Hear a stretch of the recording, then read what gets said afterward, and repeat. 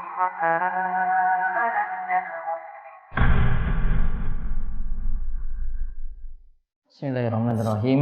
Assalamualaikum warahmatullahi wabarakatuh. Waalaikumsalam warahmatullahi wabarakatuh. Alhamdulillahirabbil alamin. Hamdan katsiran thayyiban barakan fi kama yuhibbu rabbuna wa yarda. Wa asyhadu an la ilaha illallah wahdahu la syarikalah wa asyhadu anna Muhammadan abduhu wa rasuluh. Allahumma shalli ala nabiyyina Muhammad wa ala alihi wa man tabi'ahum bi ihsan ila yaumiddin. Allahumma aslih lana dinana alladhi wa ismatu amrina wa aslih dunyana allati fiha ma'ashuna wa aslih akhiratana allati fiha ma'aduna waj'alil hayata ziyadatan lana fi kulli khair waj'alil mauta rahatan lana min kulli syarr. Allahumma inna nas'aluka ilman nafi'a wa rizqan thayyiban wa 'amalan mutaqabbala. Baik, Bapak Ibu para jamaah sekalian, pengawal satu Masjid Al-Azhar ABC mugi-mugi senantiasa dirahmati dan diberkahi Allah Subhanahu wa taala. Amin. Kita bersyukur kepada Allah malam hari ini kita semua berada dalam keadaan sehat walafiat, diberikan kenikmatan untuk bisa hadir lagi di majelis yang mulia ini. Mugi-mugi majelis kita adalah majelis yang penuh berkah dan membawa kebaikan bagi kita sekalian. Baik, sebelum kita mulai, seperti janji kemarin, wonten kuis pun siap. Siap sih. Terus apa? Ini wis numpuk iki ade. Oh. Ada yang pertanyaan paling sulit dapat hadiah yang paling tebal, buku untuk nyaur utang. Baik, siapa yang sudah hafal doa nomor 11? Butuh buangan. 11. Bapak ada doa bapak. Wah, jadi bocor nih soalnya. Kita omongin ini. Baik, saya pilih dulu di acak. Satu. Nah, satu dulu. Mau nggak Pak? Konten mic. Lantai atas Pak. Nah, sebentar Pak. Ini saking lewat ya.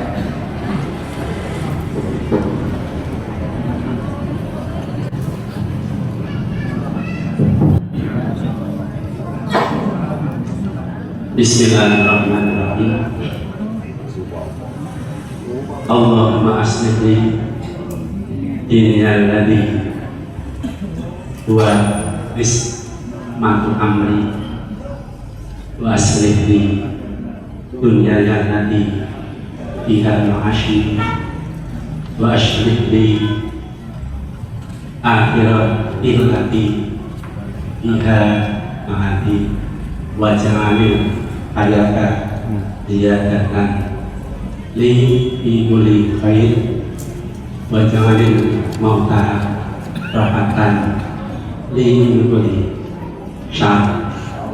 Alhamdulillah. Dapat satu buku. Jadi kita dibuka dulu.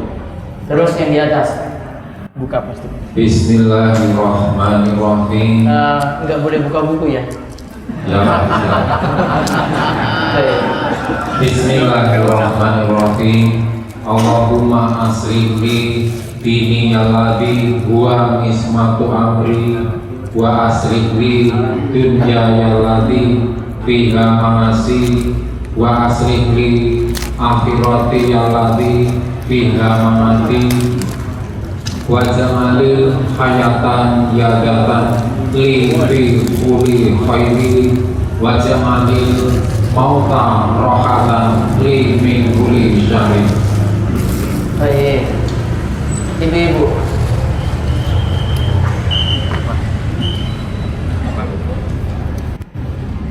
Saya belum tahu lagi. Ibu-ibu, itu soalnya pada apa semua? Ya, ini jilbab abu-abu ini.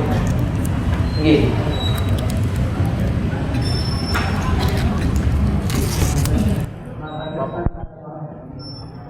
Ini sebentar, ibu-ibu dulu. Selamat Pak Momon. Allahumma aslih li alladhi huwa ismatu amri wa aslih li akhir dunya allati fiha ma'ashi wa aslih li akhirati allati. Nah, yang kedua diulang coba.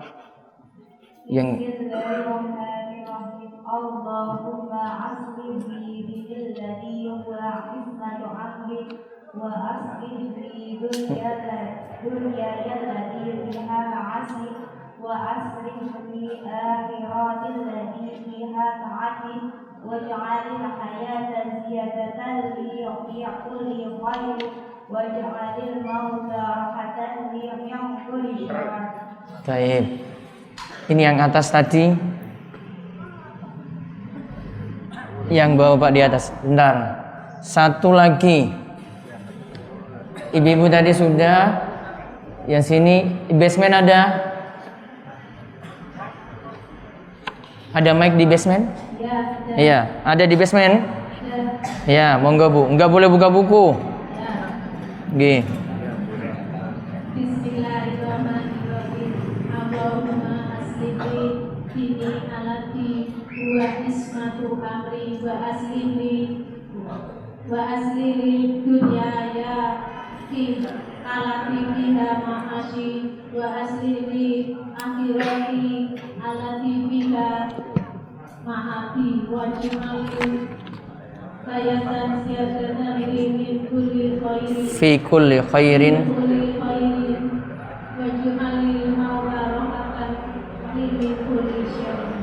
Baik.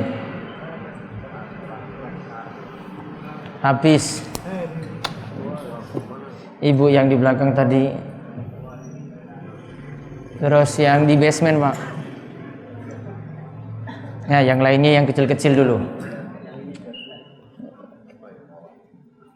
Doa. Aduh. Nomor 5. Berlindung dari kemalasan beribadah, masa tua yang jelek dan syahwat dunia. Saya bawa Bapak dulu sini. 1. Ya. Langsung, Pak.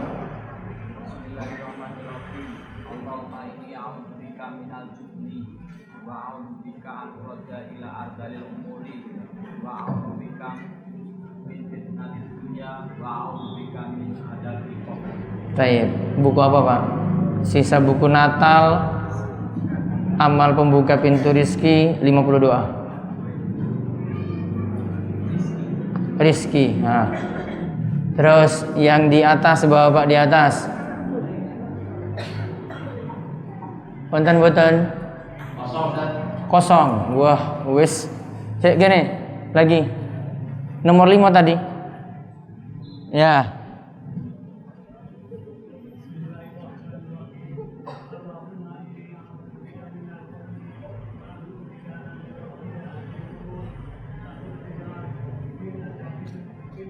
Fitnatid.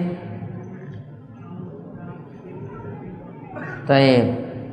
Bundi Pak. Hah? Wah, tadi bilang nggak ada. Ada. Sebentar.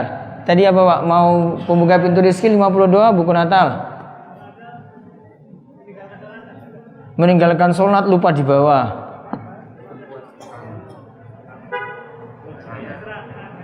Pembuka pintu rezeki. Ya. Nyusul berikutnya. Atas Pak Basroni. Bismillahirrahmanirrahim. Enggak lihat buku loh itu. Allahumma inni a'udzubika minal jubni wa a'udzubika an uruda ila adzalil kubri wa a'udzubika min fitnati dunya wa a'udzubika min azabil qabri. Baik, mau apa ini Pak? Terserah. Amalan pembuka pintu rizki. Oh, laris yang dia. Terus ibu-ibu 1, 2 sana. Ya. Monggo Bu.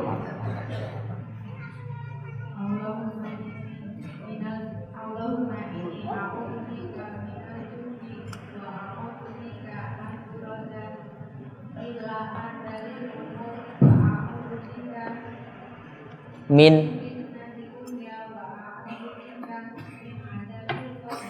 Baik, buka apa Bu? Pembuka pintu rizki. Hah? Apa-apa mau ya. Terus yang sana tadi di belakang Bu, nggih. Ya. Allahumma inni a'udzubika minal jubni wa a'udzubika an uradda ila 'adzalil 'umur wa a'udzubika min fitnatis dunya wa a'udzubika min 'adzabil qabri. Min adzabil qabri. Ini sisa buku 50 doa sama Natal, yang mana? Buku Natal. Itu manfaat itu. Terus basement. Basement ada?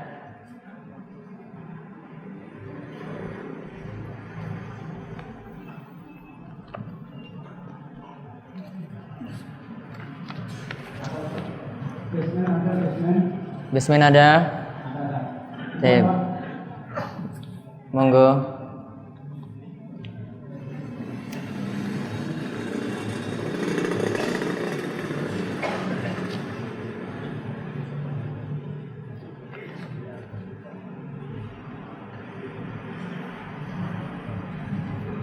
Konten basement, monggo.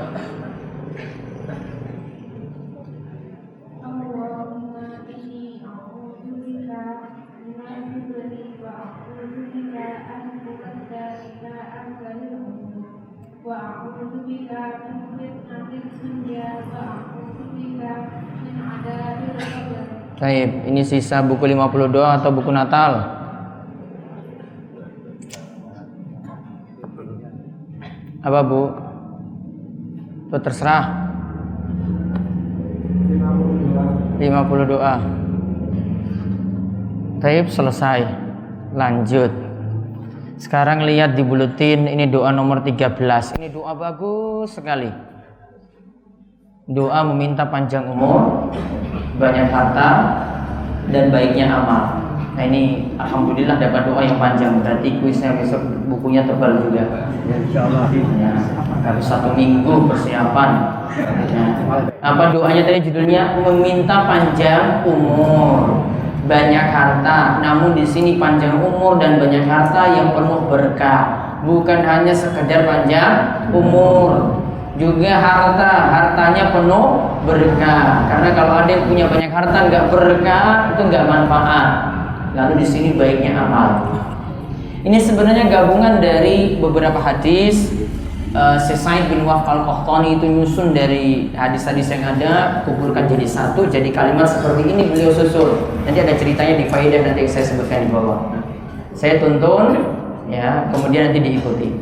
Allahumma aksir mali, Allahumma aksir mali, Allahumma aksir mali, Allahumma aksir mali, Allahumma aksir mali, Allahumma aksir mali, wa waladi, wa waladi, wa waladi, wa waladi, wa waladi, wa waladi, wa barik li fi ma a'taitani, wa barik li fi ma a'taitani, wa barik li fi ma a'taitani, wa barik li fi ma a'taitani, wa barik li fi ma a'taitani, wa barik li fi ma a'taitani, wa atil hayati ala ta'atik, wa atil hayati ala ta'atik, wa atil hayati ala ta'atik, wa atil hayati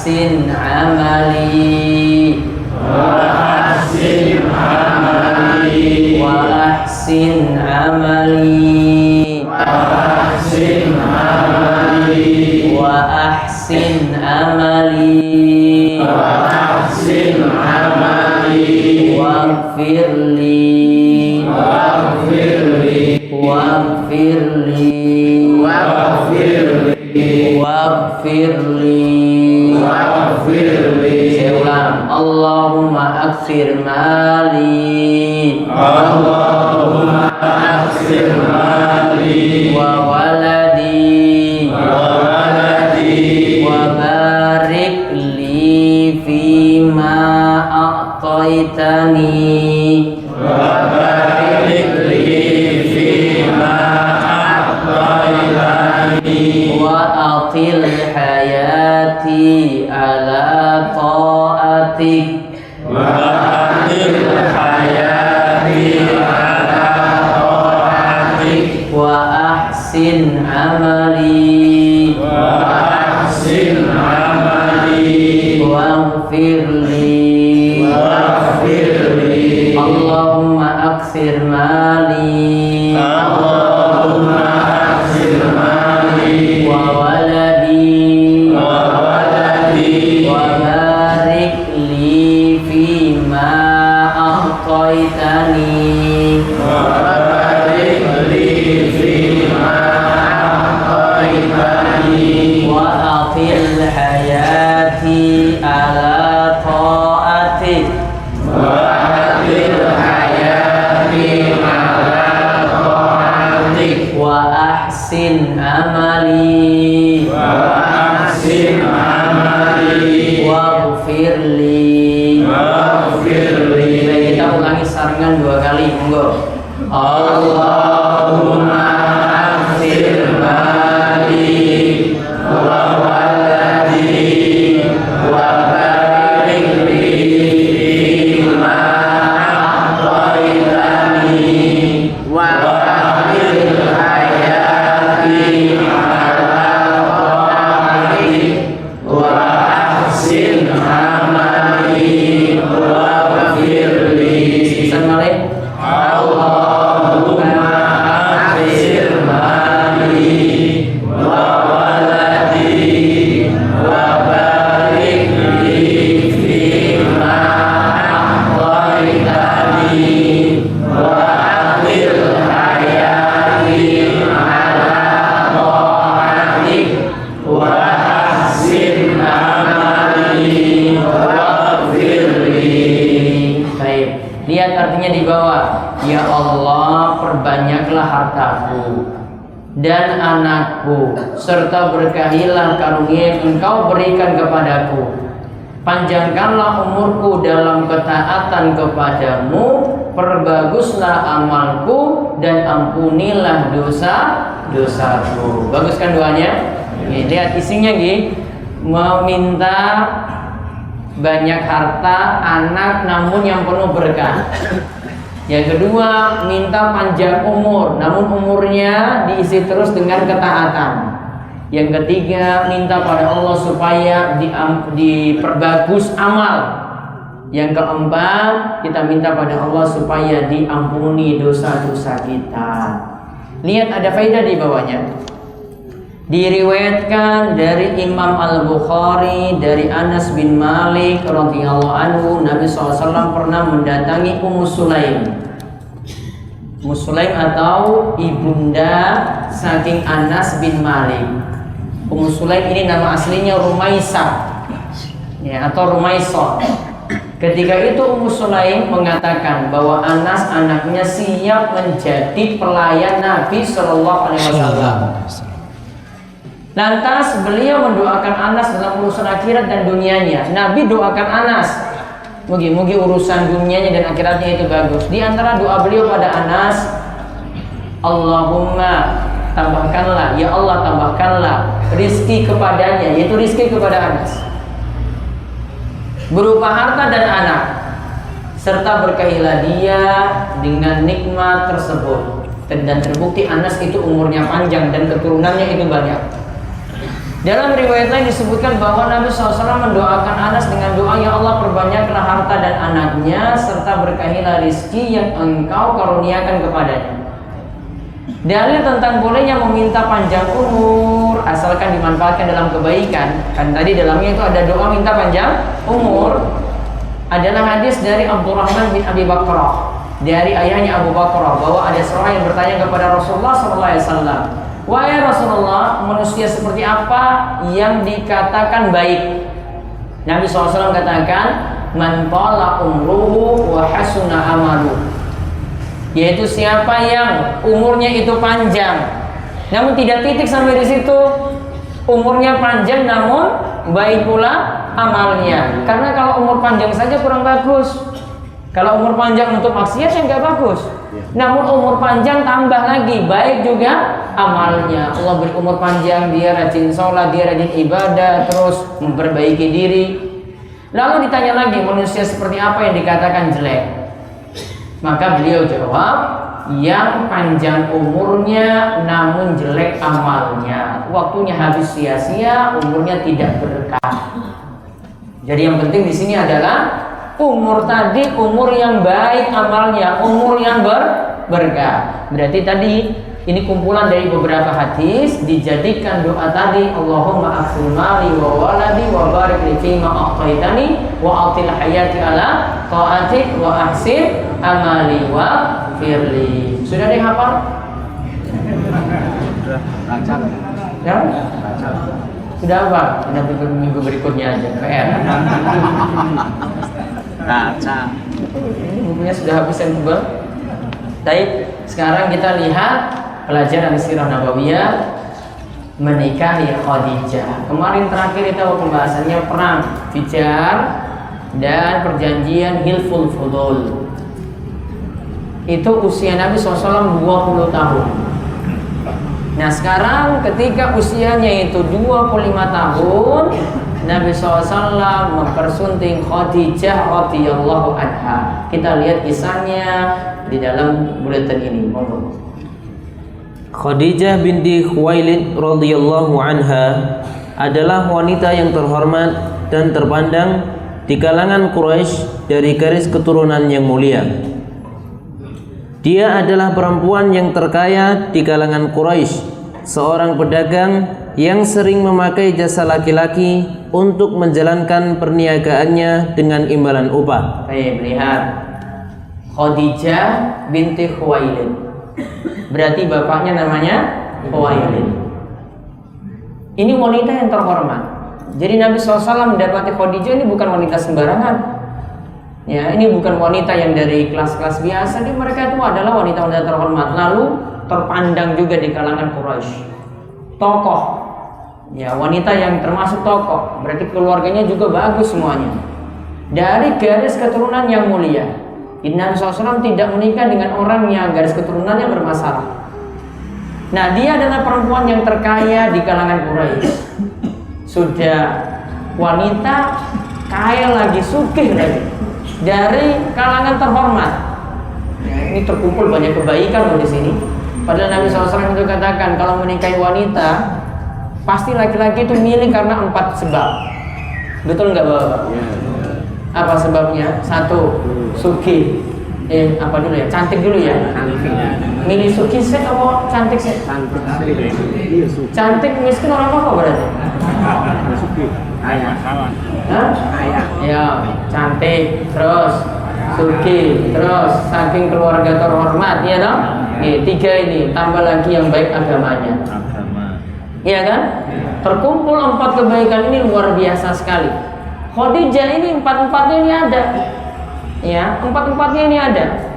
Sudah tadi cantik, sudah tadi itu sugih, kaya, tambah lagi saking keluarga terhormat. Nah, kita lihat nanti, saya nanti bagi kisah Khadijah ini dalam 2 serial. Ini saat ini tentang nikahnya dulu. Berikutnya nanti kita lihat tentang keutamaan Khadijah. Di sini saya tidak pakai Siti di sini karena Siti itu secara bahasa itu artinya nyonya. Cuma tambahan saja. Jadi Siti Aisyah, kemudian jadi Siti Khadijah, Siti Aminah, itu maksudnya kalau dalam bahasa Arab. Siti itu asalnya dari kata sayyidati. Kalau laki-laki kita panggil itu tuan gitu ya. Kalau perempuan itu apa, lawan tuan itu apa? Nyonya tadi kan. Nah, seperti itu maksudnya. Jadi saya kadang nggak pakai Siti di sini, cukup Khadijah saja saya panggil. Karena tadi Siti cuma panggilan untuk nyonya saja. Inggrisnya itu Mrs. seperti itu.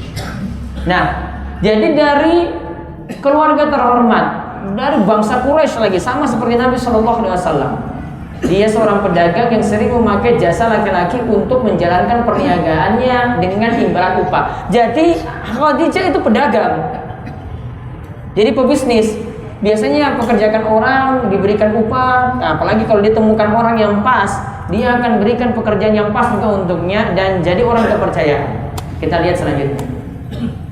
Ketika berita tentang kejujuran dan amanah serta keluhuran budi pekerti Nabi Shallallahu Alaihi Wasallam sampai kepada Khadijah, maka dia pun tertarik menawarkan kepada beliau untuk menjalankan perniagaan ke Syam. Syam itu di utara Jazirah Arab ya.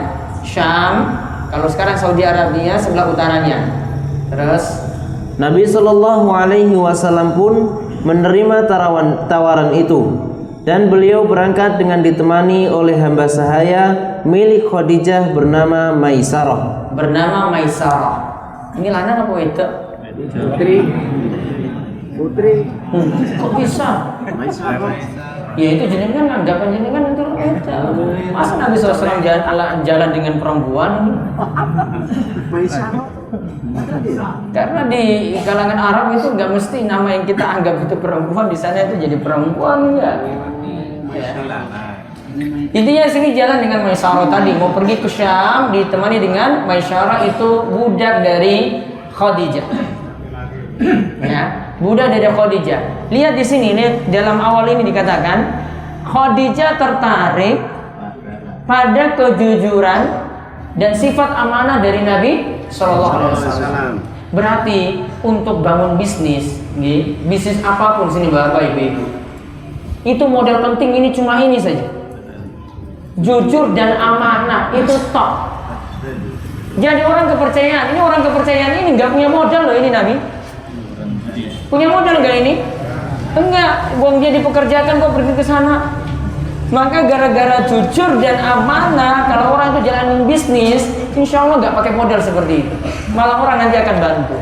Wah, ini orang ini terpercaya sekali. Sudahlah, dia nanti bisnis dengan saya saja. Namun kalau kita sudah mulai ini nggak jujur, sudah mulai nggak amanah, orang nggak akan percaya, malah kita nanti dibuat susah. Tahu kenapa? Riba itu bisa ada riba. Riba itu artinya apa? Ngeri banget. Ya ngeri banget memang. Riba itu artinya apa riba? Tambahan. Kenapa riba itu bisa ada Bapak Ibu sekalian? Riba itu bisa ada dikarenakan orang pinjam uang nggak mau bayar tepat waktu. Ketika tidak mau bayar tepat waktu, sudah, kamu nggak mau bayar tepat waktu, saya kasih kamu tambahan. Tahu ribanya orang jahiliyah? Orang jahiliyah itu kalau ada yang punya utang, kalau bayarnya tepat waktu, ini sekarang tanggal 20, dia bayar tepat waktu sekarang, tidak ada tambahan. Namun kalau dia bilang, oh maaf saya telat, oh baik, kalau kamu telat pilihanmu, kalau nggak bayar sekarang, berarti saya tambahkan kamu riba. Saya tambahkan kamu riba. Berarti lihat, riba itu muncul awalnya itu gara-gara orang tidak amanah. Ya, nah, maka orang takut, wah ini uang saya nggak kembali, sudahlah saya kasih dia denda lagi, uang dia nggak mau kembalikan tepat waktu, saya juga butuh uang. Maka dia tambahkan, saya tambahkan kamu pinjam 1 juta, tambah 1.100.000. Telat lagi, tambah lagi. Betul nggak ini seperti ini? Maka orang mau bangun kepercayaan sulit. Namun coba kalau kita ini sudah jujur, pinjam lagi pada orang yang jujur, maka pasti akan menaruh kepercayaan kepada kita. Kamu pinjam 1 juta akan saya kembalikan, akan dikembalikan 1 juta, nggak masalah, karena kamu itu orang yang jujur. Maka lihat ini bangun kepercayaan ini yang sulit sekali, kejujuran dan amanah. Ini pedagang, pebisnis apapun, modal ini paling penting dibandingkan modal duit. Dan kalau modal ini dimiliki, itu tidak perlu butuh modal besar. Dia pasti nanti akan merintis bisnisnya saja pelan-pelan dari bawah, naik lagi, akhirnya punya toko besar. Tanya pedagang-pedagang yang sukses, rata-rata pedagang yang sukses dari dia bangun dari bisnis kecil dulu. Bangun sifat jujur dan amanah dulu, baru nanti beranjak terus seperti itu. Nah, ini lihat sudah dicontohkan oleh Nabi kita Muhammad SAW. Terus, selama dalam perjalanan, Maisarah banyak menyaksikan peristiwa-peristiwa aneh yang mengagumkan bersama Nabi Shallallahu Alaihi Wasallam. Dia juga memperhatikan budi pekerti Nabi Shallallahu Alaihi Wasallam yang mulia, ketinggian akhlak serta kejujurannya. Semua itu ia ceritakan kepada Khadijah sekembalinya dari misi perdagangan yang menguntungkan itu.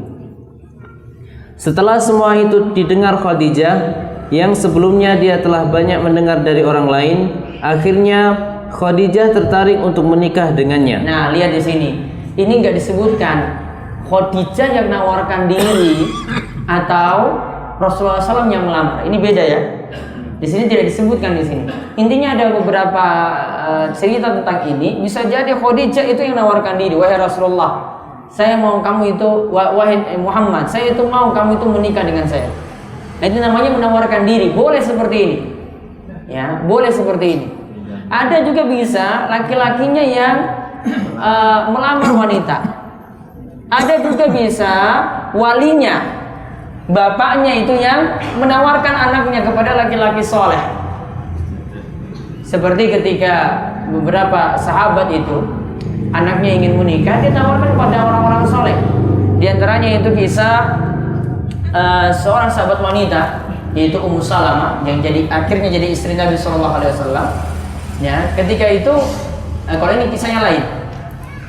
Ada dia menawarkan dirinya sendiri, ya. Atau ketika itu banyak yang sudah ngantri untuk mau melamar Ummu Salamah, namun karena tahu Rasulullah SAW mau melamarnya, akhirnya yang lainnya tuh nggak mau.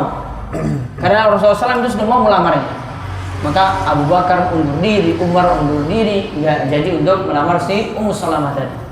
Intinya di sini, ya, dalam kisah ini tidak disebutkan Khadijah yang menawarkan diri ataukah Rasulullah SAW yang datang untuk melamar Khadijah. Pokoknya intinya jadi nikah. Ya, umurnya berapa kita lihat di sini. Pada waktu itu usia Nabi Shallallahu Alaihi Wasallam 25 tahun, sebagaimana perkataan jumhur, dan Khadijah 40 tahun, sebagaimana pendapat yang masyhur. Nah, kalau Nabi SAW 25 tahun, ini jumhur ulama atau kebanyakan ulama katakan seperti itu. Sedangkan Khadijah 40 tahun, ini yang seperti kita kenal. Namun para ulama dalam masalah ini ada beda pendapat. Ada pendapat yang lain, lihat ada pendapat di bawahnya. Namun yang dikuatkan oleh Dr. Akram Dia Al-Umari bahwa usia Khadijah saat menikah dengan Rasulullah Shallallahu Alaihi Wasallam adalah 28 tahun, sebagaimana riwayat dari Ibnu Ishaq. Nah, lihat berapa tahun? 28 tahun. Ada alasan logisnya di sini. Kalau 40 tahun itu kan sudah mau menjelang menopause, iya kan? Sedang menjelang menopause. Sedangkan Khadijah setelah menikah dengan Rasulullah SAW anaknya banyak. Ya, anaknya lihat dan di sini disebutkan.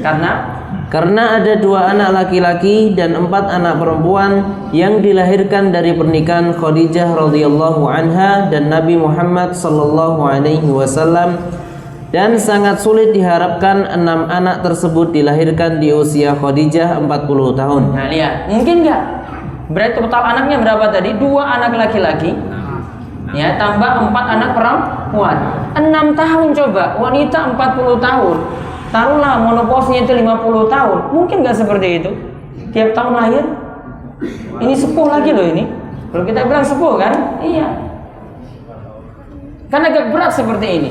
Maka ini diantara riwayat yang lebih kuat dalam hal ini, dikuatkan tadi oleh Dr. Akram, ya, Dia Al-Umari.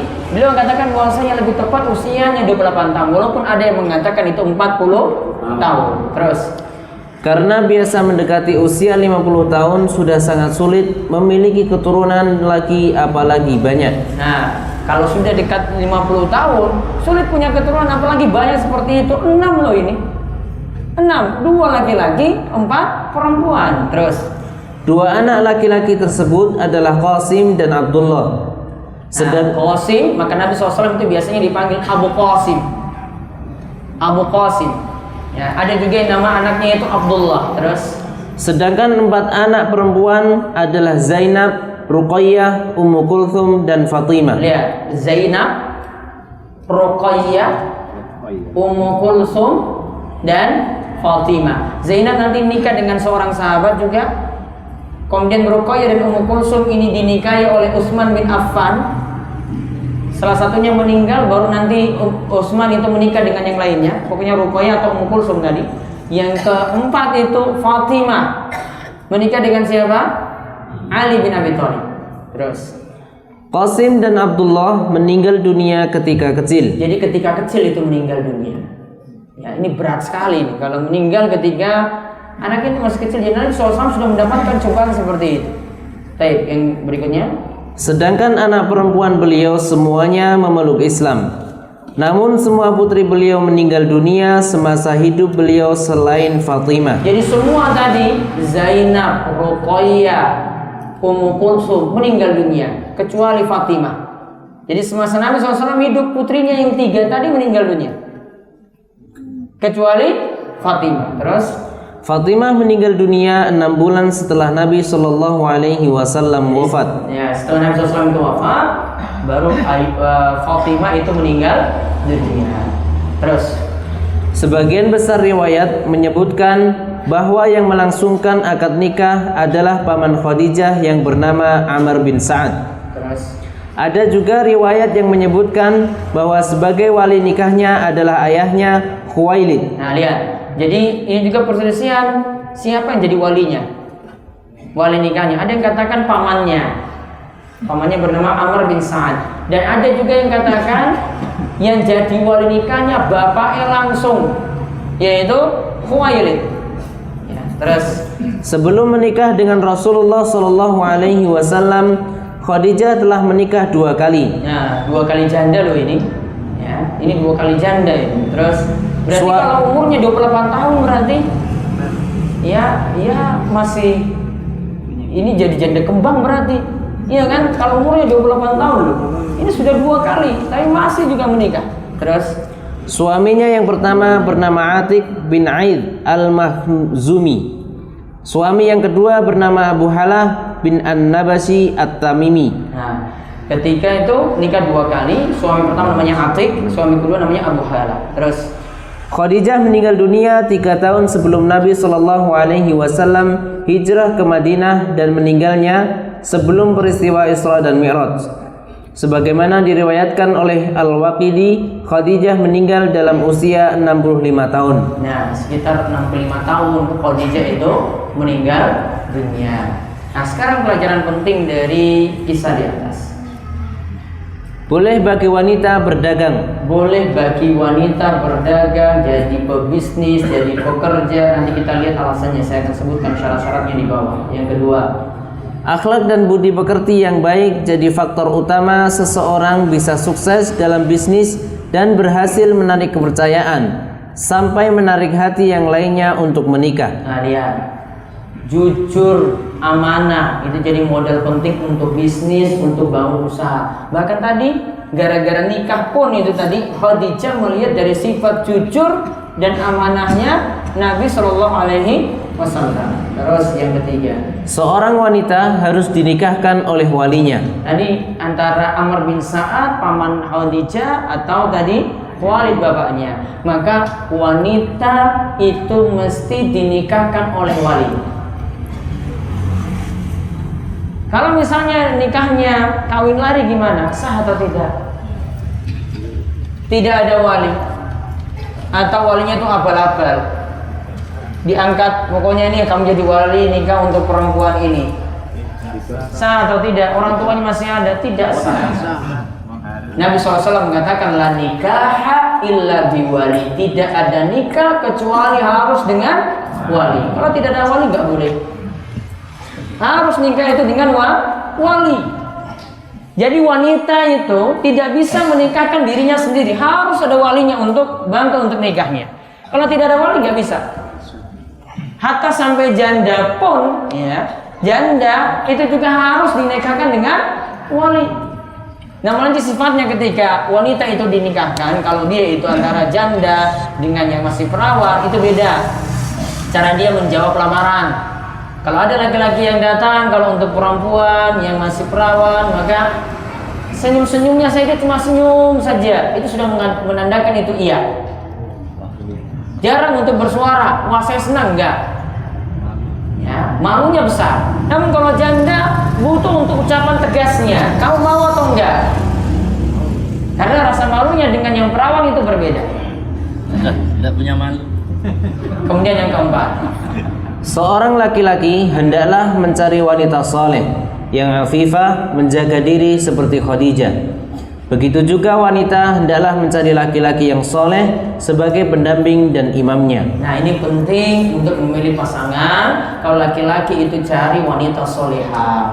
Walaupun tadi ada 4 sifat yang diincar, gitu. Tadi apa? Cantik, kaya, dari kalangan terhormat, kemudian baik agamanya. Namun tetap Nabi SAW katakan fazfar bizatiddin taribat yadak. Pilih yang keempat tadi, yaitu yang bagus agamanya, pasti akan beruntung. Karena yang namanya kecantikan bisa memudar. Sudah 40 tahun, sudah keriput, iya kan? Gayu lagi. Kemudian yang kedua, kekayaan bisa habis ludes. Dari kalangan terhormat, belum tentu selamanya bisa terhormat. Namun kalau bagus agamanya, kalau dia pertahankan terus, istiqomah terus, maka itu akan awet terus, dan nikahnya juga nanti akan lebih langgeng ketika memperhatikan agama. Sama juga laki-laki mulai perempuan seperti itu, terutama yang afifah sini, jaga diri, benar-benar sifatnya itu pemalu. Ya. Kemudian perempuan juga demikian, milih laki-laki yang bisa jadi imam, jadi pemimpin, bukan sembarang lelaki. Yaitu bisa jadi imamnya, bisa membimbing dia, bisa mengajarkan agama, ya, bisa mengarahkan ketika salah. Ya, karena saya sering ingatkan bahwasanya ibu-ibu, para wanita itu bagaikan gelas-gelas kaca. Ya kan? Kalau imamnya ini kasar, maka itu bukan jadi baik, malah jadi retak. Nabi SAW juga katakan bahwasanya wanita itu seperti tulang rusuk yang bengkok. Tulang rusuk kan memang bengkok. Namun bengkok ini tidak boleh dibiarkan bengkok terus, namun mesti diluruskan. Luruskannya bagaimana? Tentu dengan cara yang baik. Kalau kasar, patah. Namun kalau dibiarkan tetap terus bengkok, kata Nabi SAW. Terus yang kelima, Dianjurkan menikah di usia muda. di sini enggak di usia 30, 35, 40 enggak, Nabi SAW itu menikah. Namun di usia mudanya 25 tahun. Ya. Maka syarat untuk menikah sebenarnya itu bukan melihat dari saya itu sudah mapan apa belum, saya sudah punya rumah apa belum, saya sudah S2, S3 atau profesor atau belum. Namun syaratnya yang penting dia itu bertanggung jawab. Kalau laki-laki itu yang penting bertanggung jawab. Ya, maka dianjurkan untuk menikah, tidak menunda-nunda kalau sudah punya kemampuan. Terus yang keenam, Banyak anak itu lebih baik. berapa anak Khadijah? Nah, anak Nabi SAW totalnya berapa? 7. Satunya lagi dari budak beliau, yang bernama Ibrahim. Anaknya itu nanti bernama Ibrahim, meninggal juga ketika kecil. Jadi totalnya putra beliau itu 3. Ibrahim, terus di sini Qasim dan Abdullah. Qasim dan Abdullah yang dari Khadijah. Kemudian putri-putrinya semuanya adalah anak dari Khadijah. Tidak ada anak yang lainnya. Jadi totalnya itu 7, cuma dari 2 wanita saja. Aisyah enggak, yang lainnya enggak, cuma dari 2 wanita, yaitu Khadijah dan juga ada seorang budak Nabi SAW. Terus Tidak masalah menikahi wanita yang lebih tua. tadi umur Nabi 25, umur Khadijah berapa? 28 atau 40? Perbedaannya ada, ya. Boleh menikahi wanita yang lebih tua. Terus yang ke-8, Tidak mengapa pria bujang menikahi janda. tidak mengapa pria bujang menikahi janda. Apalagi sini jandanya 2 kali, ya. Tapi tergantung di sini bujang-bujang itu bisa berani apa enggak, ya. Menikahi janda. Nanti keutamaannya diantaranya, keutamaannya yang pertama, Nabi SAW itu memerintahkan untuk menyantuni janda. Namun janda di sini kalau kita lihat dari kalimat Nabi SAW, ini biasanya untuk janda yang ditinggal mati suami. Karena setelah itu Nabi SAW katakan tentang anak yatim, ana wa kafirul yatim, ya, saya dan penanggung nafkah anak yatim kahatain, bagikan dua jari ini. Dekat sekali dengan Nabi SAW. Kalau orang nikahi janda dan dia punya anak, anaknya itu anak yatim, berarti dia sekaligus menyantuninya. Ya, berarti dia sekaligus menyantuninya. Itulah hikmahnya kenapa Nabi SAW banyaknya itu menikahi janda. Yang perawan siapa? Cuma satu, yaitu Aisyah. Khadijah istri pertama janda. Yang lainnya juga demikian. Kecuali Aisyah radhiyallahu anha. Terus tadi sudah disebutkan boleh bagi wanita itu berdagang. Sekarang ada syarat yang perlu diperhatikan untuk wanita ketika bekerja. Syekh Saleh bin Fauzan bin Abdullah Al-Fauzan hafizahullah dalam kitab Tambihat ala Ahkam Takhtas bil Mu'minat halaman 12 mengenai syarat wanita boleh bekerja di luar rumah sebagai berikut. Pertama, pekerjaan tersebut adalah pekerjaan yang ia butuhkan atau pekerjaan yang dibutuhkan masyarakat karena tidak mungkin tergantikan oleh laki-laki. Nah, pekerjaannya khusus untuk perempuan. Jadi guru perempuan, jadi perawat perempuan, jadi dokter perempuan, jadi dokter kandungan, ya kan? Dokter kandungan berarti harusnya ngurus siapa? Yang ngurus perempuan juga kan? Ya. Biar tidak bertemu lawan jenis. Karena ini masalah perempuan. Ya, kalau seperti ini butuhnya, maka perempuan sangat dibutuhkan sekali untuk pekerjaan semacam ini. Yang kedua, bekerja di luar rumah dilakukan setelah pekerjaan pokok di rumah beres. Berarti setelah pekerjaan di rumah itu beres, nggak boleh sampai melalaikan pekerjaan rumah. Yang ketiga, pekerjaan yang dilakukan berada di lingkungan para wanita, jauh dari interaksi dengan pria, seperti sebagai pengajar bagi murid-murid perempuan dan merawat pasien wanita. Nah, kalau yang ini, yang ketiga ini, Syekh Shalal Fauzan ini sebutkan ketika dia berada di Saudi Arabia. Di sana apa-apa itu terpisah. Sekolah laki-laki perempuan sendiri. Saya waktu kuliah di sana, itu kampus perempuan pun saya nggak tahu itu ada di dunia mana. Ya. Jadi tiap hari itu ketemu lanang terus, nggak punya nafsu. Ya, gimana mau punya nafsu?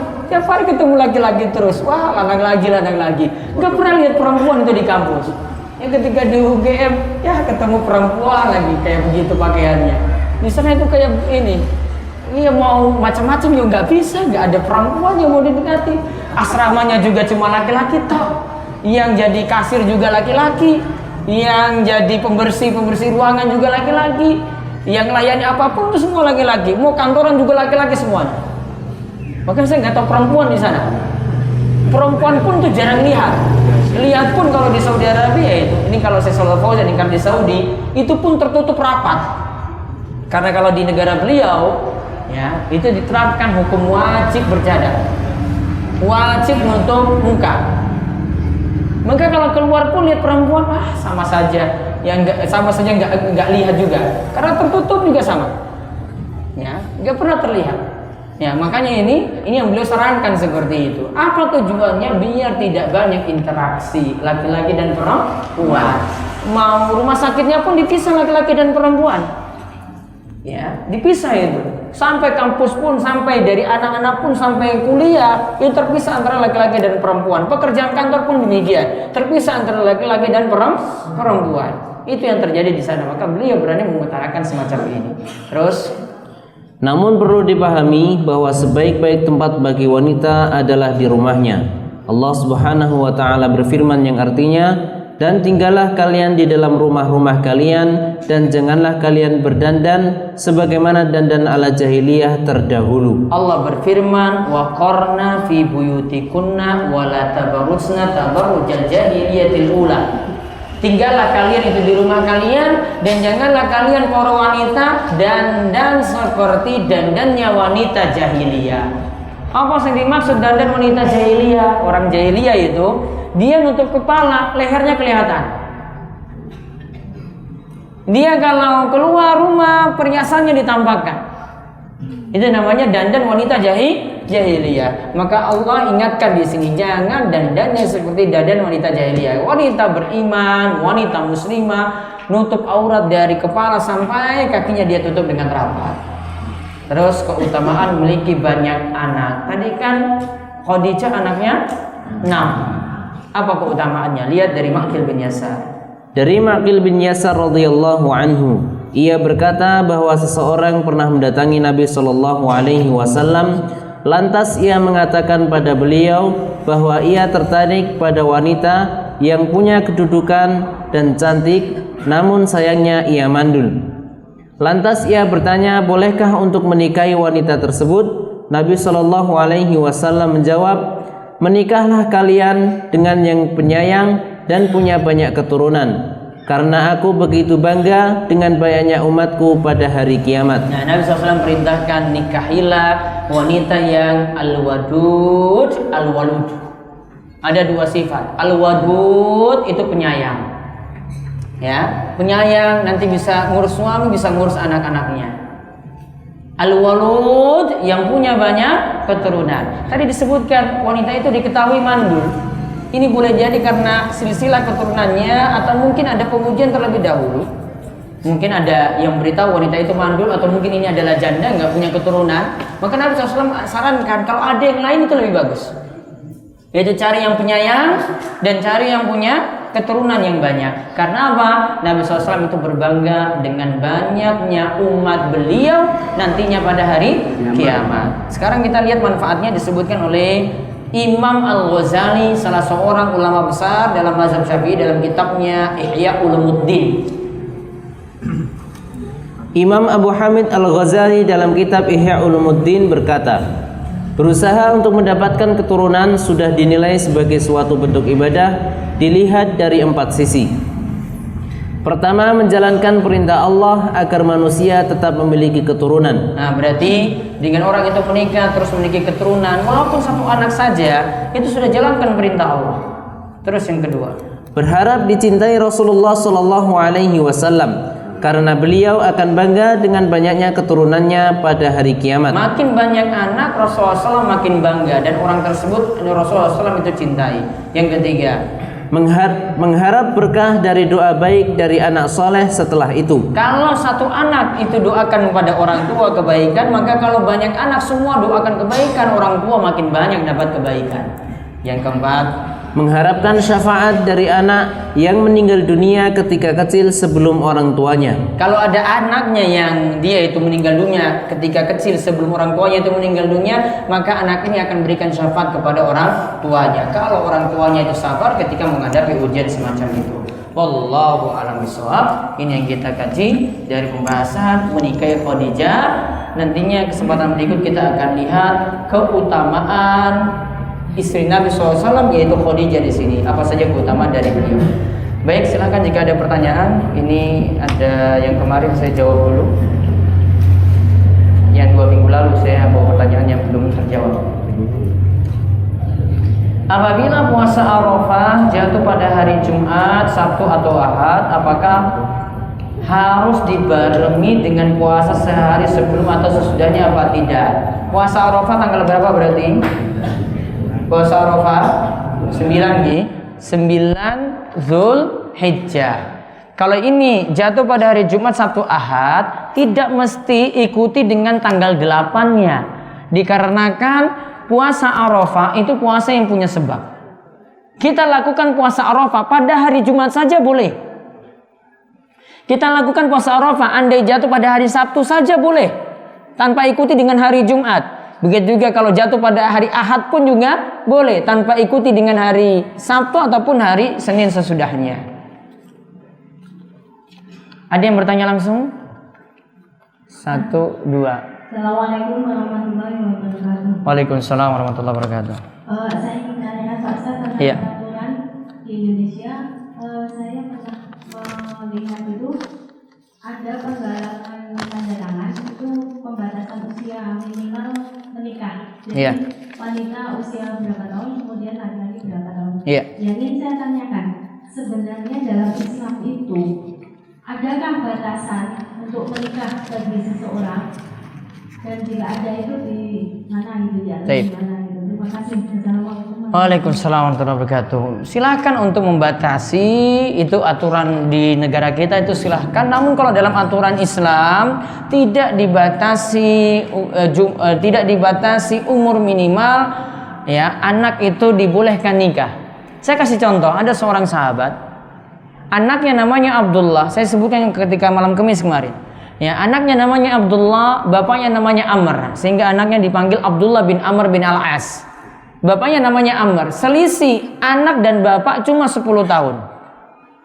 Selisih umur anak dan bapak cuma 10 tahun. Berarti kira-kira bapaknya Amr itu nikahnya umur berapa? 9 tahun. 9 tahun anak-anak kita lagi main apa? Ya? Lagi main apa? Iqra-nya sudah rampung belum? Nah, belum kan? Ini sudah mikir nikah coba. Amr ini sehingga punya anak berikutnya, kalau taruh langsung tahun berikutnya punya anak Abdullah tadi. Selisihnya cuma 10 tahun.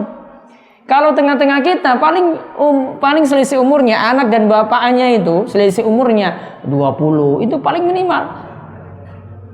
Maka kalau ini tidak ada, dan di sini mengingat Bapak Ibu sekalian, mengingat orang Arab juga dari sisi baliknya itu lebih cepat umurnya dibandingkan kita. Aisyah, dan kalau kita temukan pembahasan tentang Aisyah juga. Aisyah radhiyallahu anha ketika dinikahi Nabi SAW usianya 6 tahun. Namun disetubuhi itu ketika usianya 9 tahun. Ya, disetubuhi ketika usianya 9 tahun. Jadi 6 tahun Nabi SAW nggak dekati Aisyah, nggak macam-macam. Namun ketika usia 9 tahun baru, dan ketika itu berarti sudah balik. Ya, ketika itu sudah balik. Ya, pokoknya imannya saja seperti ini, kita akui saja seperti itu. Adapun kalau aturan di sini dan mengingat juga untuk generasi saat ini usia seperti itu belum. Ya, maka ikuti saja aturan yang ada. Apalagi dari Kementerian Agama punya batasan umur untuk perempuan sekian, untuk laki-laki sekian. Laki-laki berapa? 19 ya? 19. Kalau perempuan berapa Pak Basroni? 16. Ya, 16 tahun. Ya. Maka pakai aturan itu saja yang sudah berlaku. Ya, dikarenakan mengingat ada maslahat ketika menikah dengan usia yang seperti itu. Wallahu a'lam. Ada lagi tadi? Siapa nih? Ya. Tentang syarat wanita bekerja yang poin 1, karena Ya. berkaitan dengan era sekarang juga banyaknya wanita yang bekerja. Ya. Disebutkan bahwa pekerjaan tersebut adalah pekerjaan yang dibutuhkan masyarakat karena tidak mungkin tergantikan oleh laki-laki. Ya. Sedangkan di atasnya itu pelajaran penting yang pertama, boleh bagi wanita berdagang. Ya. Sedangkan menurut saya berdagang itu bisa dikerjakan laki-laki. Iya. Jadi seolah-olah ini bertentangan. Taib. Jadi mohon penjelasannya. Terima kasih. Kan di sini tadi berdagangnya tadi sebelum apa tadi? Sebelum menikah kan? Nah, ketika sudah menikah kan diambil alih oleh Rasulullah Shallallahu Alaihi Wasallam. Namun awalnya ketika Khadijah itu jadi pedagang itu asalnya boleh di sini. Kita anggap itu boleh dengan memenuhi syarat-syarat tadi. Dia mungkin untuk interaksi dan seterusnya. Walaupun ini memang pekerjaan laki-laki, namun mungkin ini dia dapat dari warisnya atau dari apanya. Wallahu a'lam. Ya, yang jelas kita dapat ambil kesimpulan di situ juga wanita boleh berbisnis atau boleh berdagang asalkan tadi. Ya, dari sisi pekerjaannya bisa jadi itu pekerjaan yang khusus untuk perempuan. Ada berdagang yang khusus bagi perempuan loh ada. Kalau sekarang di zaman ini seperti apa contohnya? Bapak ada yang jual baju muslimah ada? Ada? Paham kayak begitu? Jual gamis, jual jilbab gitu. Bapak paham? Enggak kan? Malah bapak malu kalau jual seperti ini. Enggak paham ini modelnya kayak apa. Nah, ini yang diantaranya contohnya seperti itu. Namun Allah di sini Khadijah ini bentuk jualannya apa? Yang jelas nanti tinggal menyesuaikan untuk saat ini. Ya, tinggal menyesuaikan untuk saat ini yaitu pekerjaan yang pas untuk wanita itu seperti apa. Wallahu a'lam. Ada lagi? Assalamualaikum warahmatullahi wabarakatuh. Waalaikumsalam warahmatullahi wabarakatuh. Yang mau saya tanyakan terlepas dari kajian malam ini Ustaz. Iya. Yang pertama masalah mengenai profesi. Iya. Jadi seorang profesi sebagai seorang sopir atau bangunan. Dimintai tolong untuk mengantarkan saudara kita yang muslim ke rumah ibadah, atau seorang pegawai bangunan yang dimintai tolong untuk membangun salah satu rumah ibadah. Bagaimana hukumnya? Yang kedua, apakah kita kalau berdoa harus dimulai dengan sholawat? Baik. Iya. Terima kasih. Assalamualaikum warahmatullahi wabarakatuh. Waalaikumsalam warahmatullahi wabarakatuh. Untuk yang pertama tidak boleh. Simpel jawabnya, tidak boleh. Alasannya wala ta'awanu 'alal ismi wal 'udwan. Janganlah tolong menolong dalam bermaksiat dan permusuhan. Kira-kira yang ditanyakan tadi maksiat atau bukan? Maksiat atau bukan? Nggak boleh. Contoh sederhana, kita disuruh ngantar. Ini bapak ini kita tahu nanti dia mau minum di bar. Kita jadi ya sekarang kan ada model ojek online kan ada kan? Iya. Disuruh ngantar ke sana, sudah paham ini tempat itu tempat maksiat. Boleh nggak orderan ini diterima? Nggak boleh. Karena berarti kita sama-sama mendukung maksiat. Tadi dikatakan janganlah saling tolong menolong dalam berbuat maksiat pada Allah. Pertama seperti itu. Tadi yang kedua tentang apa tadi? Bukan yang kedua. Nah, apakah doa itu mesti diawali dengan sholawat? Kalau kita lihat dari hadis-hadis yang ada, Nabi SAW itu anjurkan yang pertama, memuji Allah terlebih dahulu.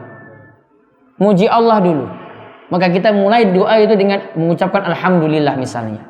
Kemudian yang kedua, sholawat. Disebutkan dalam hadis, doa itu tidak akan nyampai pada Allah atau terhalang di langit dikarenakan orang itu tidak sholawat. Ya, doa itu tidak akan nyampai ketika seorang itu tidak bersolawat. Salah satu contohnya, kita itu dianjurkan saat sebelum salam itu membaca doa juga. Di antaranya Nabi SAW itu anjurkan misalnya baca berlindung dari 4 hal. Allahumma inni a'udzubika min azabi jahannam wa min azabil qabri wa min fitnatil mahya wal mamat wa min syarri fitnatil masiihid dajjal. Doa yang kedua Nabi baca di sebelum salam juga, Allahumma inni a'udzubika minal jubni.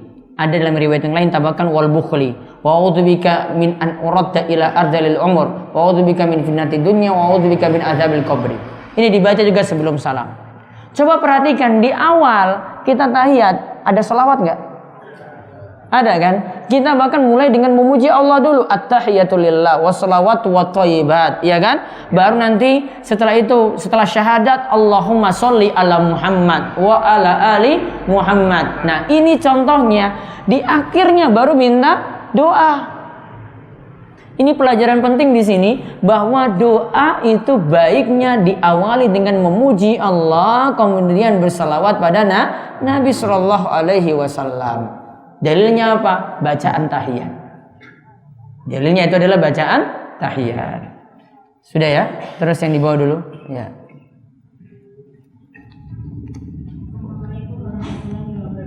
Lambat, makanya ibu dulu ya. Assalamualaikum warahmatullahi. Ibu tadi duluan ya. Nanti baru jenengan. Harus siap-siap ya. Baik. Monggo Bu. Bagaimana cara membimbing orang sakit untuk sholat? Sedangkan biasanya sakit itu kalau sudah setelah baca Al-Fatihah biasanya beliau tertidur. Sedangkan dokter menyatakan bahwa penyakitnya itu membuat pikirannya terganggu. Jadi kalau sholat cuma berapa menit langsung ngantuk. Iya. Ngantuknya itu nggak ingat apa-apa atau masih bisa ingat? Nanti tertidur, tapi setelah dibangunkan beliau bangun lagi. Nah, berarti keluarganya harus ingatkan terus, dipantau ketika dia sholat, ketika sholat mau ngantuk gitu diingatkan lagi. Ya. Dilanjutkan atau bagaimana? Dilanjutkan, karena ini sudah sulit sekali. Kita mau suruh dia ngulang lagi dari awal nggak bisa. Ya, jadi diingatkan lagi. Ayo Mbak, lanjut lagi. Nanti dia baca surat lagi, lanjut seperti itu. Kalau bisa seperti itu, maka dia tetap rampungkan sholat sampai selesai. Ya, berarti ada keluarga yang mantau, ya, orang yang punya penyakit seperti itu untuk sholat. Wallahu a'lam. Baik. Sampun Ibu. Ya, Bapak dulu ini. Assalamualaikum warahmatullahi wabarakatuh. Waalaikumsalam warahmatullahi wabarakatuh. Agak jauh dari mic-nya ya. Yang saya tanyakan yaitu pada surat Al-Baqarah ayat 104,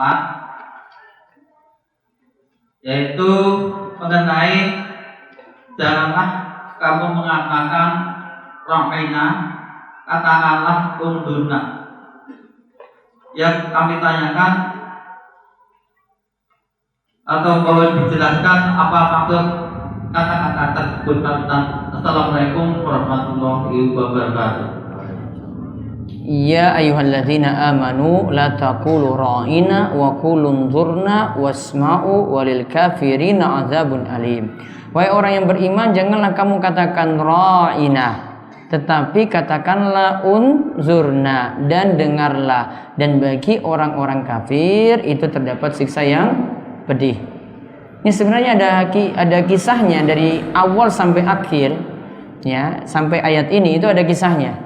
Nanti secara lebih lengkap saya jelaskan mungkin di pertemuan berikutnya. Intinya di sini ada kalimat yang kita sifatnya itu cuma patuh saja.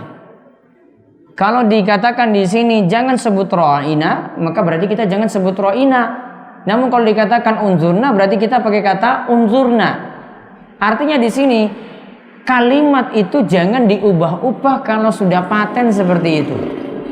Kemudian ada sebuah istilah kita cuma pahami secara hakikat. Kita bisa pahami secara hakikatnya, diputar-putar kalimatnya nggak boleh. Khamar tetap khamar, walaupun khamar itu nanti kita ubah nama jadi minuman penyegar. Kalau khamar itu sifatnya memabukkan, tetap khamar disebut, walaupun kita ubah namanya. Nah, tentang ini nanti PR bagi saya, nanti insya Allah kesempatan berikut. Satu lagi sana tadi yang bertanya langsung tadi. Betul. Waalaikumsalam terdekat. Iya. Mau tanya Ustaz, ini pandangan mengenai seni, baik ini seni lukis, kemudian seni ukir baik kayu maupun batu. Yang objeknya di sini itu binatang atau bahkan menyerupai manusia atau seperti bidadari. Lebih-lebih di sini di selembaran kayu ataupun batu ini diukir sedemikian rupa sehingga kelihatan timbul ini, dan tidak menutup kemungkinan ini diperjualbelikan. Kemudian di sini pandangan Islam itu gimana hukumnya? Kemudian selanjutnya di sini ukir batu maupun kayu itu berupa kaligrafi itu hukumnya bagaimana juga? Terima kasih. Wassalamualaikum warahmatullahi wabarakatuh. Waalaikumsalam warahmatullahi wabarakatuh. Kalau yang kaligrafi yang kedua silahkan saja, yang penting tulisannya itu jelas. Tulisan kalau kita itu mengukir ayat Al-Quran tujuannya untuk dibaca. Kalau buat diukir-ukir kemudian akhirnya kita nggak tahu itu bacaannya apa, ya berarti nggak manfaat. Untuk yang pertama tadi cukup dengar hadis seperti ini.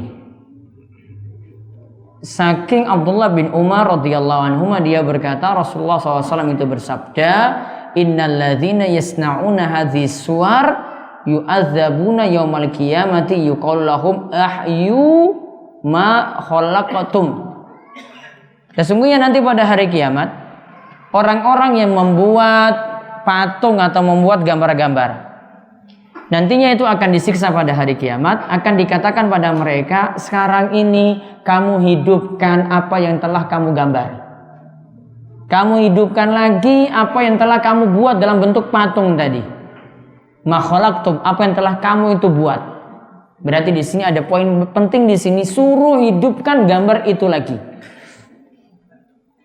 Maka berarti orang yang ingin melukis ini perlu hati-hati dalam masalah ini, dikarenakan gambarnya nanti akan disuruh lagi pada hari kiamat, disuruh hidupkan lagi. Kenapa kok Allah suruh hidupkan? Mungkin mic-nya tadi ada ini dimatikan coba. Kenapa disuruh hidupkan? Dikarenakan orang yang membuat gambar, membuat patung tadi, dia berarti akan menyayangi Allah. Allah sifatnya mencipta. Allah itu sifatnya itu akan menciptakan sesuatu. Telah menciptakan sesuatu. Kalau ada yang buat seperti itu, berarti dia ingin menyayangi Allah. Makanya siapa yang menyayangi Allah, Allah nantang lagi. Coba kamu hidupkan sendiri gambar yang kamu buat. Maka cukup dengan hadis ini saja, jadikan pengertian untuk orang yang membuat gambar. Sekarang pertanyaannya, bisa nggak hidupkan gambar itu lagi? Kalau memang tidak bisa, oh berarti dihindari untuk membuat gambar semacam itu. Berarti apa yang tidak boleh di sini? Wujudnya apa? Manusia boleh nggak? Nggak. Gambar cantik boleh nggak? Apalagi? Ya. Hewan boleh atau tidak? Tidak. Pepohonan tidak masalah. Ya. Pohon itu bukan punya nyawa seperti manusia dan hewan, bukan. Ya. Tidak ada istilah semacam itu. Kalau pohon boleh, gunung boleh, pantai boleh, dan selainnya itu boleh. Ya. Berarti itu saja yang dilarang. Kalau tidak nanti akan diperintahkan untuk hidupkan lagi nanti pada hari kiamat. Jadi cukup jawabannya semacam itu. Wallahu a'lam. Ini saya jawab lewat kertas terlebih dahulu. Assalamualaikum warahmatullahi wabarakatuh. Waalaikumsalam warahmatullahi wabarakatuh. Monggo terakhir. Yang saya tanyakan, saya pernah ke wisata di suatu masjid itu pernah terjadi ada 2 imam. Ini dijadikan apa boleh? Tidak boleh. Jika ada 2 imam dalam satu wilayah, bunuhlah salah satu. Jadi pemimpin itu tidak mungkin, presiden nggak mungkin ada di satu wilayah itu 2 orang, nggak mungkin. Karena di tempat wisata, di perjalanan. Oh, kalau musafir berarti. Ya, ini beda, ini nggak ada imam tetap. Kalau nggak ada imam tetap seperti itu lebih diperingan dibandingkan kalau ada di sini ada satu masjid, di Masjid Al-Azhar sini ini sholat, di sana juga sholat, dan sama-sama ini sholat di awal waktu, nggak boleh. Ini dulu pernah terjadi, ini ketika ini pernah terjadi di Masjidil Haram sekitarnya. Saat itu orang fanatik mazhab. Jadi yang punya mazhab Syafi'i tidak mau sholat di belakang mazhab Hambali. Mazhab Hambali tidak mau sholat di belakang mazhab Abu Hanifah. Abu Hanifah tidak mau sholat di mazhab Imam Malik. Semuanya mau dengan imamnya sendiri-sendiri. Maka mereka buat jamaah masing-masing. Tidak mau jadi satu. Maka ini yang dicela ketika itu. Jadi tidak boleh. Jadi ingat, saat dalam satu wilayah harusnya cuma ada satu imam saja. Kecuali tadi dalam masjid yang musafir. Namun sebaiknya kalau ada jamaah di situ, jamaah yang baru ingin datang ikut sholat dengan yang jamaah yang sudah ada lebih dulu. Kalau sudah rampung baru buat jamaah baru lagi, seperti itu. Terus apa tadi Pak? Sambon. Maksudnya di pusat waktu di perjalanan kan wisata kan hampir itu semuanya di masjid itu. Iya. Kemudian ada yang mati, ada yang isya, kemudian ada lagi rombongan dari bis-bis yang lain. Kemudian di situ ada beberapa dari satu imam. Iya, saya sudah jelaskan seperti itu. Termasuk musafir berarti. Termasuk musafir. Namun baiknya kalau sudah ada jamaah di situ, sholat dengan jamaah yang sudah ada, nggak buat jamaah yang baru. Baik. Waalaikumsalam warahmatullahi wabarakatuh. Stop, tidak ada yang lewat mic lagi ya. Ini jamaah ini numpuk. Bagaimana menanggapi ada peraturan tidak boleh memakai baju ke Arab-Araban? Ini maksudnya apa ini? Tidak boleh, ada aturan seperti itu sekarang? Tidak boleh pakai baju ke Arab-Araban. Kalau itu kaitannya dengan jilbab, jilbab itu masalah menutup aurat. Jadi nggak bisa kita larang seperti ini, tidak boleh. Ini masalah aturan untuk agama kita. Wanita itu harus menutup aurat. Kalau laki-laki pakaiannya memang bebas, nggak mesti pakaiannya persis dengan orang Arab. Ya, pakaiannya itu bebas, nggak mesti harus gamisan untuk bapak-bapak, enggak. Itu bukan jadi pakaian yang wajib, yang harus. Pecisnya mesti pecis yang bundar, yang putih, nggak mesti. Ya, tergantung dengan daerah masing-masing. Sarungan, kokonan, terus pakai pecis, itu normal seperti biasa. Ya. Sedangkan kalau wanita, aturannya sudah ada untuk pakaian ibu-ibu sendiri. Nanti untuk masalah ini bisa ikuti kajiannya nanti di pelayan. Ya, itu untuk masalah wanita akan dibahas, untuk masalah pakaian untuk wanita pula. Menyemir rambut warna hitam hukumnya apa? Kalau warna rambut sudah hitam, nggak usah disemir-semir. Ya, nggak usah diubah ke warna lain. Yang kedua, gimana kalau rambutnya sudah ubanan kemudian disemir? Boleh, namun hindari warna hitam. Sami mawon toh? Karena Nabi SAW katakan wastanibus sawad, jauhilah warna hitam. Kenapa? Apa alasannya dijauhi warna hitam, Bapak-bapak? Kalau sudah ubanan, apa alasannya jauhi warna hitam? Karena jadi muda lagi, nggak ingat umur. Itu alasan pentingnya. Wah, aku sehenom. Buktinya apa? Rambutku ora uban kok. Nah, akhirnya dia merasa pede seperti itu. Enggak. Jadi ini diantaranya peringatan supaya orang itu ingat umur. Maka kalau orang sudah ubanan punya dua pilihan. Yang pertama, biarkan rambut apa adanya. Karena rambut uban ini juga nanti akan jadi cahaya pada hari kiamat. Makanya nggak boleh cabut. Putune juga nggak boleh nyabut rambut simbahe.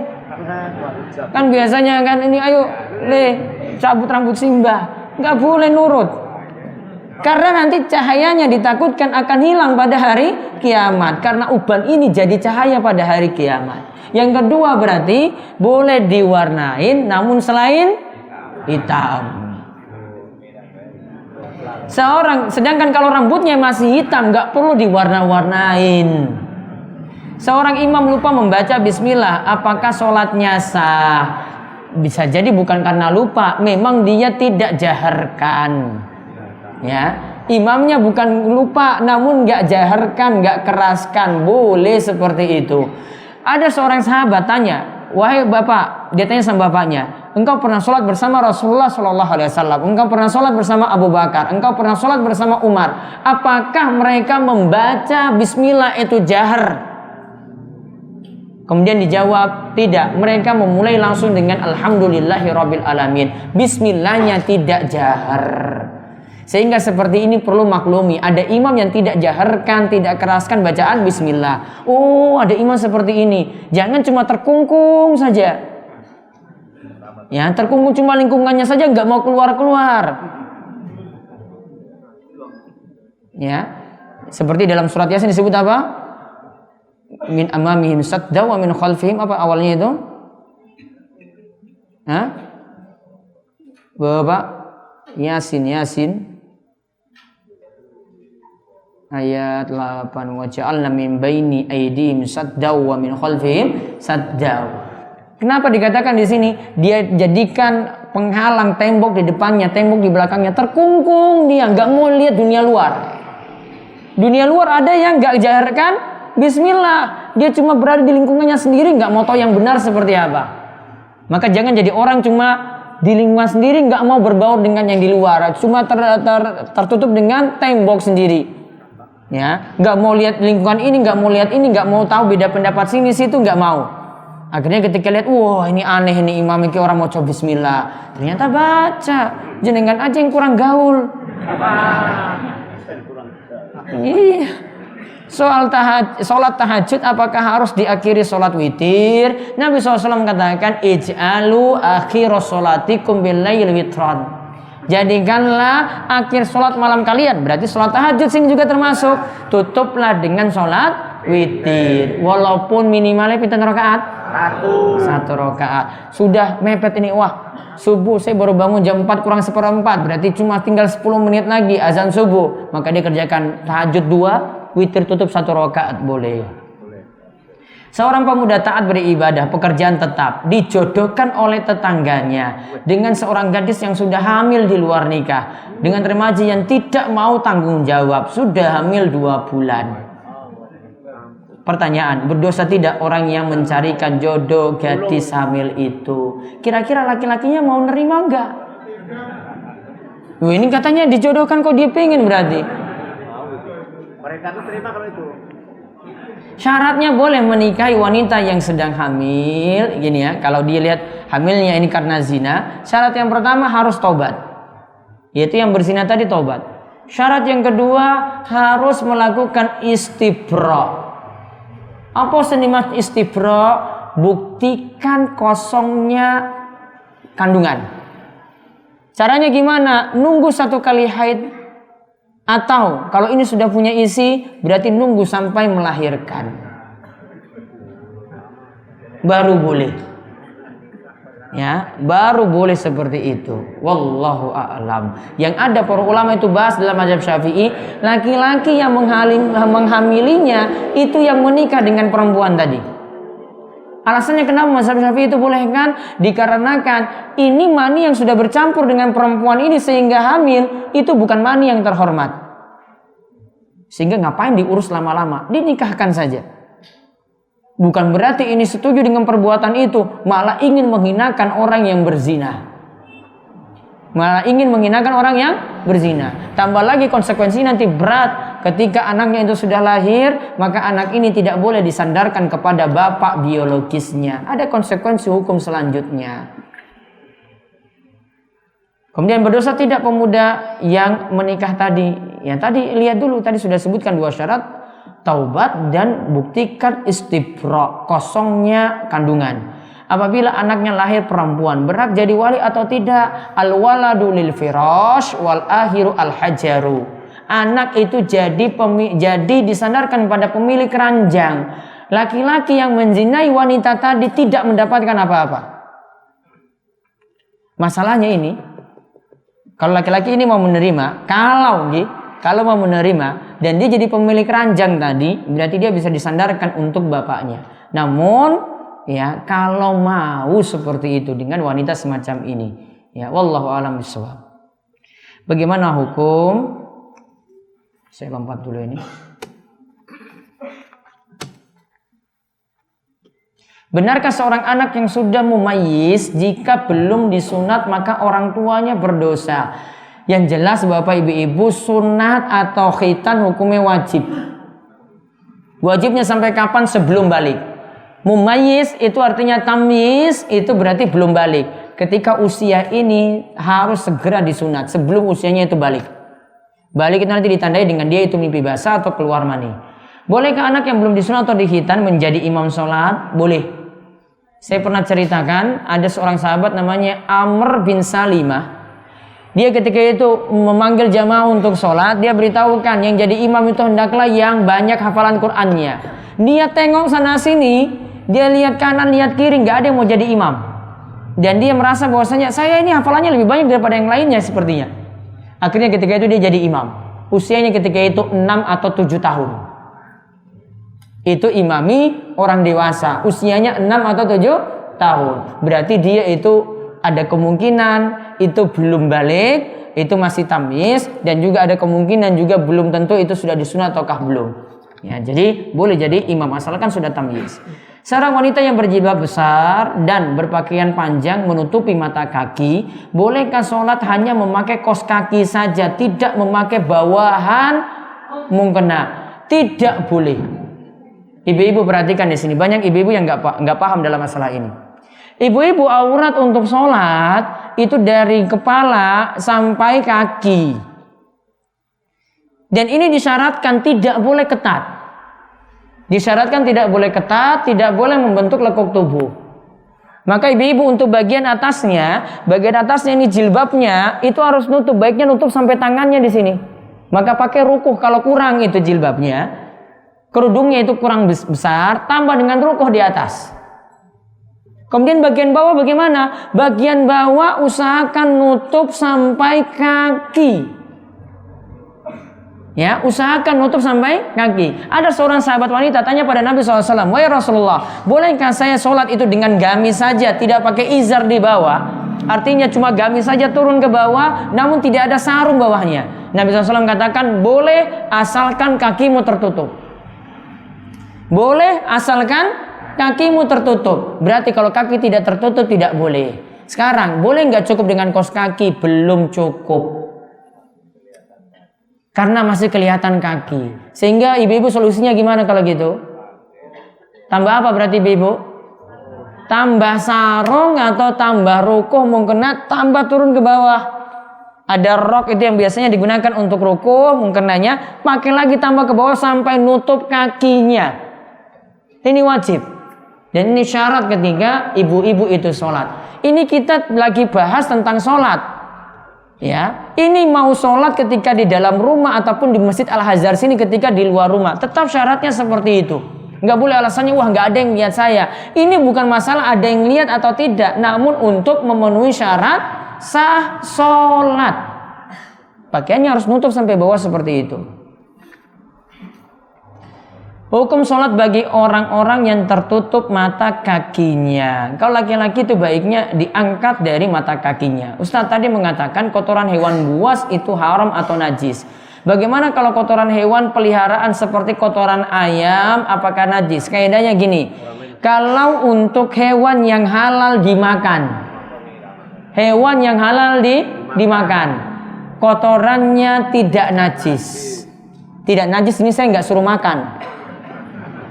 Paham ya? Ini pembahasannya najis atau tidak. Namun yang kedua, untuk kotoran dari hewan yang haram dimakan. Contohnya apa berarti? Kotoran anjing, kucing. Kucing kan haram dimakan. Maka kaidahnya adalah kotorannya itu najis, kencingnya juga najis. Ya, itu kaidahnya seperti berarti kalau ditanya tadi kotoran ayam najis enggak? Boleh jadikan pupuk atau tidak? Boleh. Yang terakhir, dalam sholat sir, imam justru malah menjaharkannya. Misalnya sholat zuhur, bacanya jahar. Udah ditegur tapi tidak mengindahkan. Di rakaat kedua pun masih begitu juga. Berarti sholat zuhur dikira sholat ngisa. Apakah perlu ditegur lagi di rakaat kedua ini? Dan apakah makmum perlu mengamini fatihahnya? Atau bagaimana yang benar sikap si makmum dalam sholat ini? Tetap bisa diikuti, sholatnya sah, dan tidak perlu diulangi sholatnya. Berarti kalau baca al-fatihah boleh dijaharkan. Cuma sunnah saja melirihkan, tidak sampai haram. Cuma sunnah saja. Ya, makanya tetap boleh dijaharkan, namun sebenarnya bukan jadi kebiasaan. Kalau sudah ditegur lebih baik ditegur dulu biar imamnya tidak salah paham. Jangan-jangan imamnya itu lupa dalam hal ini. Wallahu a'lam bishawab. Kita cukupkan. Mugi-mugi Bapak Ibu-ibu dipanjangkan umur dalam kebaikan, diparingi sehat, diberi keberkahan hujan, diberikan keberkahan rizki dan keberkahan dalam rumah, dan mudah-mudahan kita senantiasa diberikan keistiqomahan. Kita tutup kalian doa kafaratul majelis. Monggo. Subhanakallahumma bihamdika asyhadu an la ilaha illa anta astaghfiruka wa atubu ilaik. Assalamualaikum warahmatullahi wabarakatuh.